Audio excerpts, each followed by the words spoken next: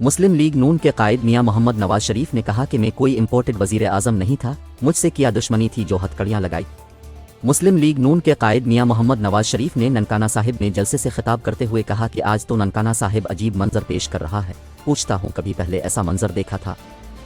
अगर देखा था तो बताओ, नहीं देखा तो जोर से कहो कभी नहीं देखा। आज इत्तेफाक से ठंड भी बहुत है, अब के जज्बे को दाद देता हूँ। नवाज शरीफ ने मजीद कहा कि आज मैं पहली बार लाहौर से ननकाना साहिब मोटरवे पर आया हूँ। ये मोटरवे हमने 2017 में तैयार कर दी थी। ये मोटरवे मुल्तान और आगे सक्खर जा रही है। हमारे दौर में मोटरवे मुल्तान से सक्खर और कराची पहुंच चुकी होती।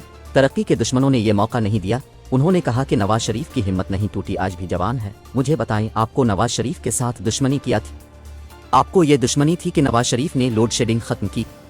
18 घंटे की लोड शेडिंग किसने खत्म की? नवाज शरीफ ने मजीद कहा कि इस जमाने में सस्ती बिजली थी। कराची का अमन किसने बहाल किया? रोटी 4 रुपए की किसके दौर में थी? चीनी 50 रुपए किलो किसके ज़माने में थी? नौजवानों को रोजगार किसके ज़माने में मिल रहा था? पेशावर, मानसहरा, कराची की मोटरवे किसने बनाई? मुस्लिम लीग नून के कायद ने कहा कि नतीजा ये निकला कि नवाज शरीफ के हाथों में हथकड़ियां लगा दी गईं, जेल में डाल दिया गया। जो मुल्क को एटमी ताकत बनाता है, क्या इसके हाथों में हथकड़ियां लगाई जाती हैं?